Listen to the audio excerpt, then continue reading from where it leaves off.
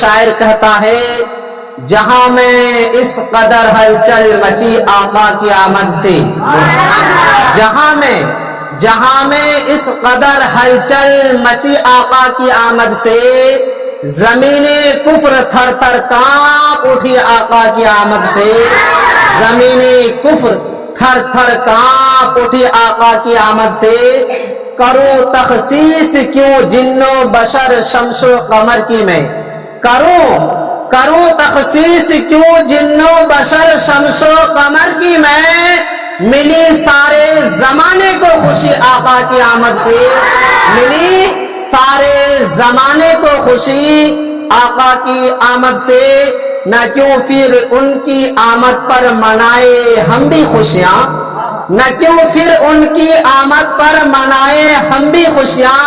ملی ہے سبھی کو زندگی آقا کی آمد سے،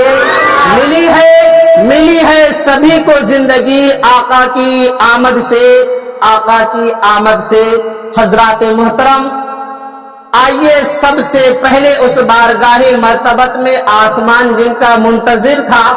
ستارے جس کے راہ دیکھ رہے تھے، چاند بادلوں کے اونٹ سے جن کی زیارت کا مشتاق تھا، زمین جس کے قدم بوسی کرنے کے لیے بے قرار تھی، فاران کی وادیاں، مکہ کے پہاڑیاں،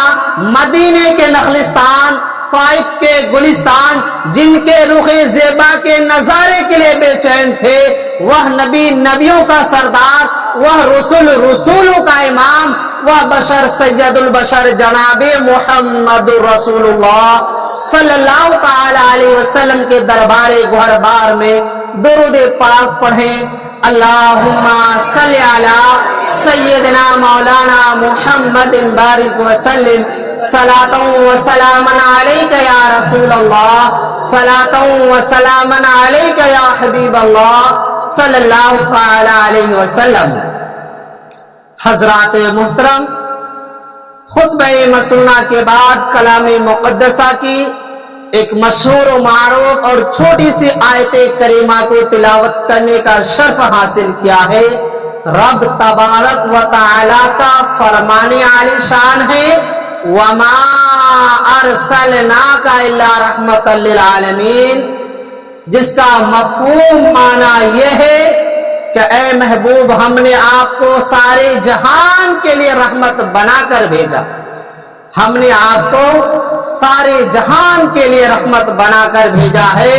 صرف کسی خطے کے لیے نہیں، کسی ملک کے لیے نہیں، کسی شہر کے لیے نہیں، صرف فرش والوں کے لیے نہیں، بلکہ فرش والوں کے لیے بھی میرے آقا رحمت ہے۔ جس طرح فرش والوں کے لیے رحمت ہے، اسی طرح عرش والوں کے لیے رحمت ہے۔ جس طرح میرے آقا مدینے والوں کے لیے رحمت ہے، اسی طرح مکہ والوں کے لیے رحمت ہے۔ جس طرح میرے آقا عرب والوں کے لیے رحمت ہے، اسی طرح ہندوستان والوں کے لیے رحمت ہے، اسی طرح پاکستان والوں کے لیے رحمت ہے، اسی طرح مصر والوں کے لیے رحمت ہے، اسی طرح چائنا والوں کے لیے رحمت ہے، اسی طرح امریکہ والوں کے لیے رحمت ہے۔ اس لیے قرآن ببانگ دور یہ اعلان کر رہا ہے کہ اے محبوب، ہم نے آپ کو سارے جہان کے لیے رحمت بنا کر بھیجا۔ حضرات محترم،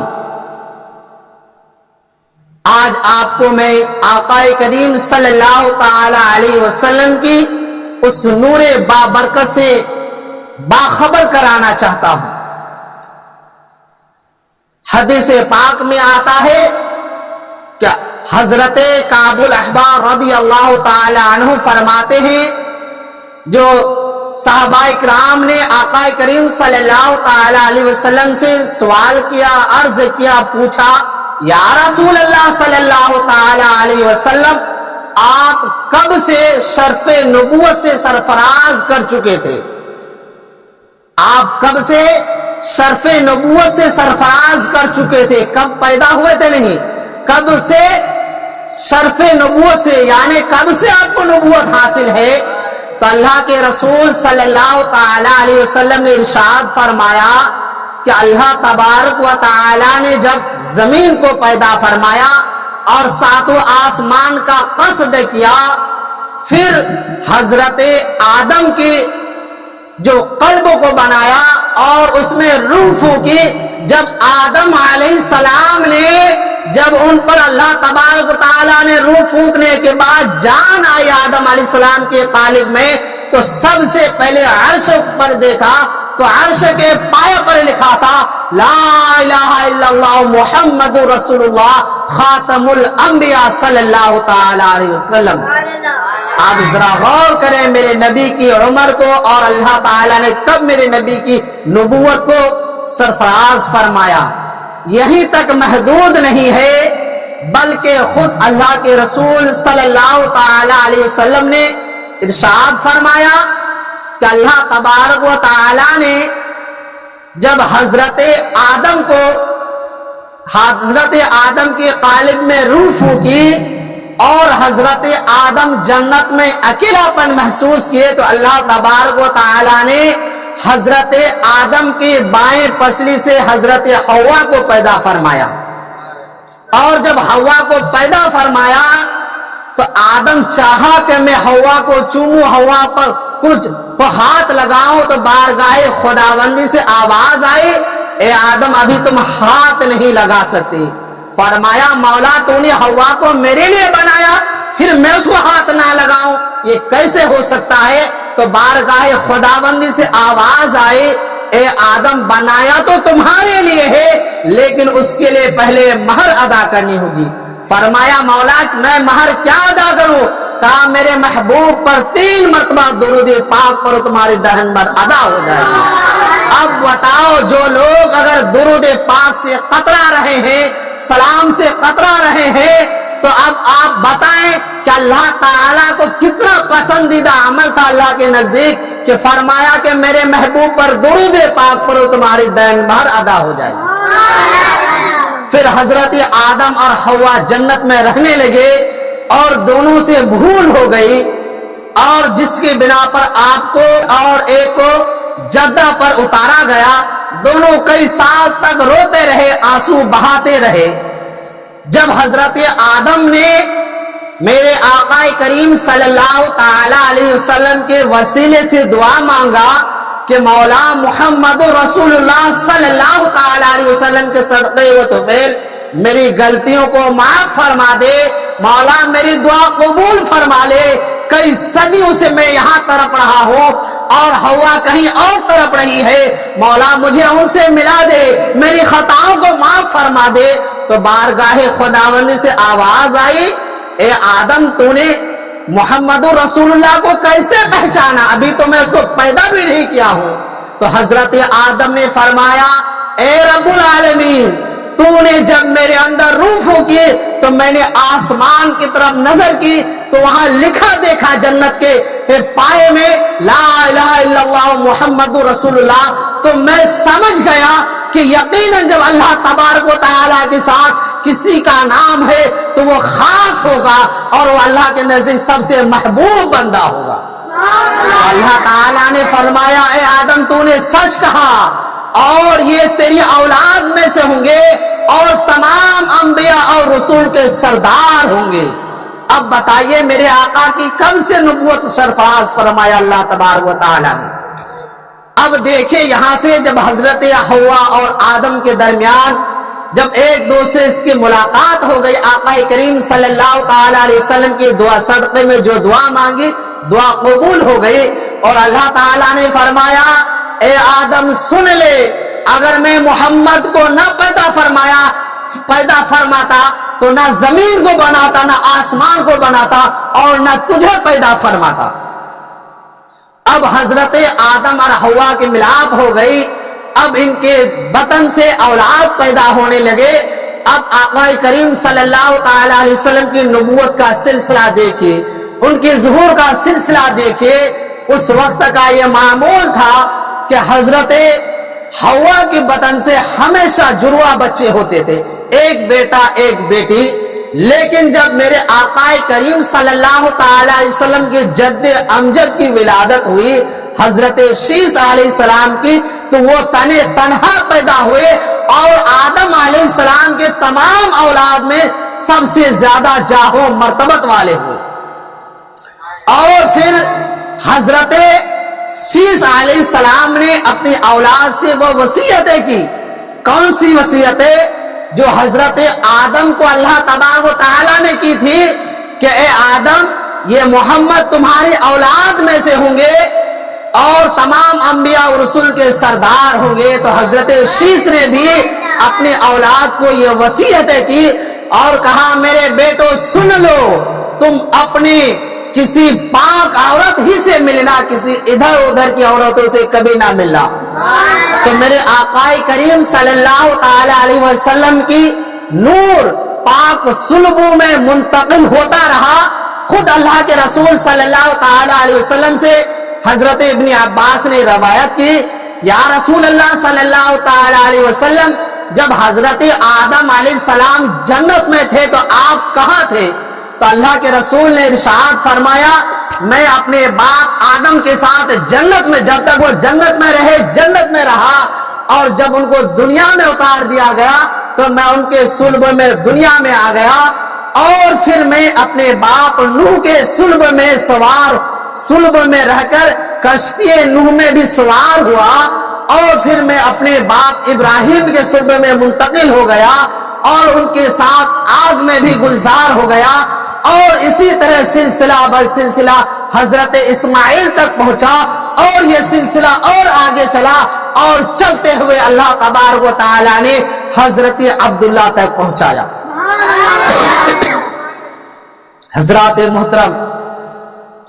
اب آئیے حضرت عبداللہ، حضرت عبد المطلب رضی اللہ تعالی عنہ حتیم کعبہ میں آرام فرما رہے ہیں۔ جو ہی بیدار ہوئے کیا دیکھ رہے ہیں کہ آنکھوں میں سرما لگا ہے، بال میں تیل ہے، کنگھی کیا ہوا ہے، خوبصورتی میں اضافہ نظر آ رہا ہے۔ اس وقت تک حضرت عبد المطلب جو آقا کریم صلی اللہ تعالی علیہ وسلم کے دادا ہیں، ابھی شادی نہیں ہوئی تھی ان کی۔ جب آپ حتیم کعبہ میں یوں ہی نارمل سوئے، لیکن جب بیدار ہوئے تو کیا دیکھا کہ آنکھوں میں سرما لگا ہے، بالوں میں کنگھی کیا ہوا ہے، بالوں میں تیل لگے ہوئے، اور خوبصورتی میں اضافہ ہو گیا ہے۔ جب آپ کے باپ نے یہ عجیب و غریب معاملات کو دیکھا تو قریش کے ایک کاہنہ کے پاس لے کر گیا اور کہا ایسی ایسی باتیں ہیں، کیا وجہ ہے اس طرح سے معاملہ ہونا؟ تو وہ کاہنہ نے کہا کہ اب ان کے شادی کا وقت آ گیا ہے، انہیں شادی دلا دی جائے۔ تو حضرت عبد المطلب کو ایک دوسری عورت سے شادی کرا دی گئی، ان کے بطن سے ایک بیٹا پیدا ہوا جن کا نام ہے حارث۔ پھر ان کا انتقال ہو گیا تو پھر حضرت عبداللہ نے حضرت عمر کی بیٹی جن کا نام فاطمہ بھی ہے، ان کے علاوہ اور بھی دوسرے نام ہیں، ان سے نکاح فرمایا، اور وہ نور پھر حضرت فاطمہ کے بطن میں منتقل ہوا، اور اس کے بطن سے حضرت عبداللہ پیدا ہوئے، آپ کے والد محترم۔ اب یہاں روک کر میں ایک اور دوسری روایت کو بتا جا رہا ہوں کہ حضرت عبد المطلب کے پیشانی میں وہ نور اس طرح چمک رہا تھا، لوگ پریشان تھے کیا وجہ اتنی خوبصورتی کا، لوگ سمجھ نہیں پا رہے تھے اس وقت تک، لیکن اتنا جانتے تھے اور یہ کام کیا کرتے تھے کہ جب بھی مکہ المکرمہ میں قحط سالی برپا ہو جاتا تو حضرت عبد المطلب یعنی آقا کریم صلی اللہ تعالی علیہ وسلم کے دادا کو پہاڑ پر لے کے جاتے اور وہاں آپ کے وسیلے سے دعا مانگتے، ابھی دعا ختم بھی نہ ہوتی کہ بارش ہو جاتی تھی۔ یہ میرے آقا کریم صلی اللہ تعالی علیہ وسلم کی نور کا صدقہ تھا۔ کس کا صدقہ؟ نور کا صدقہ تھا۔ تو آقا کریم صلی اللہ تعالی علیہ وسلم کے نور کے صدقے میں اللہ تعالیٰ بارش فرما دیتا تھا۔ اب جب آقا کریم صلی اللہ تعالی علیہ وسلم کے نور منتقل کہاں ہو گئے؟ حضرت عبداللہ میں، آپ کے والد میں۔ اب روایتوں میں آتا ہے کہ آقا کریم صلی اللہ تعالی علیہ وسلم کے والد محترم حضرت عبداللہ جو عبد المطلب کے بیٹے ہیں، تو عبد المطلب اپنے بیٹے کو لے کر کہیں جا رہے تھے۔ ایک عالمہ فاضلہ عورت جو توریت، زبور، انجیل یعنی پہلے کتب سابقہ کی بڑی عالمہ فاضلہ تھی، اس نے جو ہی حضرت عبداللہ کو دیکھا، کون ہے عبداللہ؟ اللہ کے رسول صلی اللہ تعالی علیہ وسلم کے والد محترم تو کہیں پر جا رہے تھے، عورتوں کے اللہ تبارک و تعالیٰ نے عورت مرد دونوں میں نفسانی خواہشات رکھے ہیں، خوبصورتی میں ایک فطرت رکھی ہے، دل مائل ہو جاتا ہے خوبصورتی کو دیکھ کر۔ تو وہ کاہنہ، وہ جو عالمہ فاضلہ عورت تھی، جب آقا کریم صلی اللہ تعالی علیہ وسلم کے والد محترم حضرت عبداللہ کو دیکھی، اپنے آپ کو روکنے کی کوشش کی، نہ روک پائی، آپ کے نور دیکھ کر وہ بے چین ہو گئی، بے قرار ہو گئی اور مجبور ہو کر آپ سے کو نکاح کی دعوت دی، لیکن بات نہ بنی۔ حالانکہ اس عورت نے کہا کہ اے عبداللہ تو مجھ سے نکاح کر لے، میں نکاح کے عوض میں 1000 اونٹ دوں اور تمہیں مکانات بھی عطا کر دوں گا، لیکن اس روایت کو آگے بیان نہیں کیا کیا وجہ تھی، نکاح نہیں ہوئی۔ کچھ دن کے بعد پھر حضرت عبداللہ اسی راستہ سے گزرنے لگے، اسی راستہ سے گزرنے لگے۔ وہ عورت دیکھی حضرت عبداللہ کو اور کہنے لگی اے شخص کیا وجہ ہے، تو نے بعد میں کیا کیا کہ تمہارے چہرے میں، تمہاری پیشانی میں جو نور نظر آ رہا تھا وہ نور نظر نہیں آ رہا ہے؟ تو حضرت عبداللہ نے کہا میرے والد محترم نے میری شادی کرا دی حضرت آمنہ سے، اور میں ان کے وہاں 3 دن تک ٹھہرا رہا۔ وہ عورت کہنے لگی اے شخص سنو، میں تم سے شادی کرنے کا مجھے کوئی خواہش نہیں تھی، لیکن تمہاری پیشانے پر جو نور ٹپک رہا تھا، میں اس نور کی خاطر شادی کرنا چاہتی تھی، اور میں سوچ رہی تھی کہ اللہ تعالیٰ وہ اس نور کو میرے حصے میں عطا فرمائے، لیکن وہ خوش نصیب کوئی اور اس نور کو لے کر گئی، کوئی اور خوش نصیب اس نور کو لے کر گئی۔ لیکن یہاں پر آگے جو میں بیان فرمایا کہ عبداللہ کو کہیں لے کر جا رہے تھے، اس عورت دیکھنے کے بعد بے قرار ہو گئی، بے چین ہو گئی، شادی کی دعوت دی، آپ نے انکار کر دیا۔ اس کے بعد کیا بتایا کہ پھر کچھ دن کے بعد آئے تو اس عورت نے کہا، لیکن علامہ امام قسطلانی اپنی کتاب المواہب اللدنیہ میں نیچے کے سطر کے بارے میں بیان فرما رہے ہیں کہ حضرت عبداللہ اسی راستے سے گزر رہے تھے، اس عورت نے آپ کی طرف نگاہ تک نہ کی، آپ کی طرف نگاہ نہ کی، تو حضرت عبداللہ کہنے لگے اے عورت کل تک تو میرے سے شادی کے لیے بے چین تھی، بے قرار تھی، 1000 اونٹیں دینا چاہتی تھی، دکان مکان دینا چاہتی تھی، آج میرے تک نگاہ تک نہیں کر رہی ہو؟ وہ عورت کہنے لگی اے عبداللہ سن لے، میں جس نور کے خاطر تم سے شادی کرنا چاہتی تھی وہ نور کوئی اور خوش نصیب لے کر چلی گئی۔ یعنی حضرت عبداللہ کی پیشانی میں اس نور کا چمک کا عالم یہ تھا کہ وہ عالمہ فاضلہ عورت دیکھ کر آپ سے بے قرار ہو گئی تھی۔ یہ اللہ کے رسول صلی اللہ تعالی علیہ وسلم کے وہ نور اس طرح سے پاک پشتوں میں چمکتا رہا، جیسا کہ میں نے بتایا حضرت شیس علیہ السلام سے ہی یہ نور منتقل ہوتا رہا اور چمکتا رہا۔ پھر حضرت آمنہ کے بطن میں یہ نور منتقل ہو گئی۔ یہ کب منتقل ہوئی؟ رجب یا شعبان کے مہینے میں، غالباً زیادہ روایتوں میں شعبان ہی کا مہینہ ہے، اور جمعرات کے روز یہ نور حضرت آمنہ کے بطن میں منتقل ہو گئی۔ تو اس دن سے اللہ تبارک و تعالیٰ نے آقا کریم صلی اللہ تعالی علیہ وسلم کی ولادت تک پھر عرب میں کوئی عورت بچی پیدا نہیں ہوئی، اس لیے کہ عرب لوگوں کا یہ معمول تھا جب بچیاں پیدا ہوتی تھی تو لوگ منحوس سمجھتے تھے